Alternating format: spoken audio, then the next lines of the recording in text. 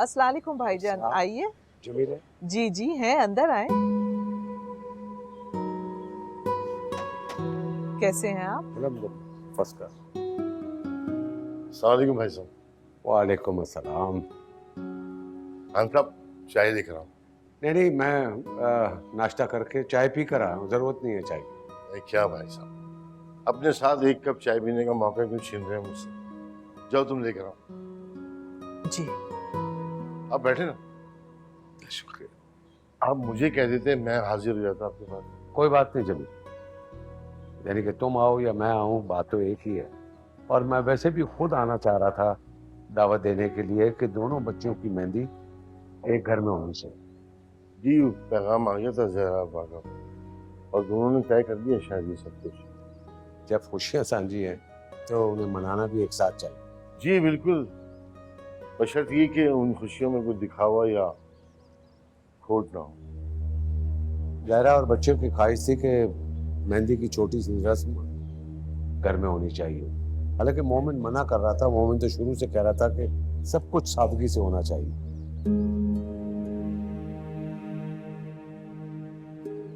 Information देने का बहुत शुक्रिया, लेकिन मुझे पहले से पता है। मेरी बेटी से मंगनी हुई है उसकी, समझी तुम? मुझे मालूम, मजबूरी के तहत लोग बहुत कुछ करते हैं। मजबूरी? किस बात की मजबूरी? मेरी बीवी का भांजा है वो, कोई मजबूरी नहीं है, उसने अपनी मर्जी से रिश्ता किया है। ये जो मिडिल क्लास फैमिली के लड़के होते हैं ना, फैमिली प्रेशर में आके ऐसी चीजें कर जाते हैं। आपने खुद ही देख लिया कि मोमिन मेरे साथ ज्यादा खुश है ताकि आपकी बेटी है।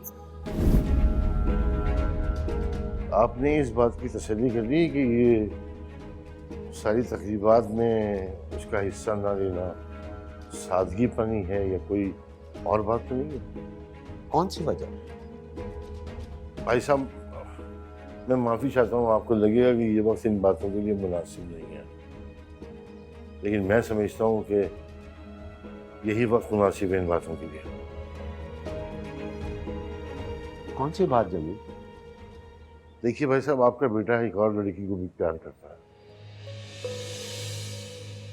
और ऐसी सूरत हाल में मैं अपनी बेटी को अंधे कुएं में धकेल नहीं सकता। जमील तुम होश में हो? तुम क्या कह रहे हो? भाई साहब गुस्सा मत करें, आराम से बैठ के सोचें मेरी बात। अरे कल भी ये पता चला कि मोमिन ने आप लोगों के दबाव में आके शादी की है आशी से, तो आशी के मुस्तकबिल का जिम्मेदार कौन होगा? मुझे बहुत अफसोस है तुम्हारी सोच पर जमील। मैं और जहरा आशी को अपनी बेटी समझते हैं, तो क्या उसकी जिम्मेदारियां हम कबूल नहीं करेंगे? अरे हम ही क्या, मोमिन भी उसकी हर जिम्मेदारी कबूल करेगा। ना किसी दबाव में आके वो ये शादी कर रहा है और ना ही उसका किसी लड़के के साथ कोई ताल्लुक है। मुझे मेरी बेटी के अच्छे मुस्तकबिल की जमानत चाहिए। कैसी जमानत? आपको अपना घर मेरी बेटी के नाम करना होगा। तुम होश में तो हो जमील? वो घर मेरा है, अभी मोमिन के नाम नहीं हुआ। उस घर में मेरी बेटियों का हिस्सा है।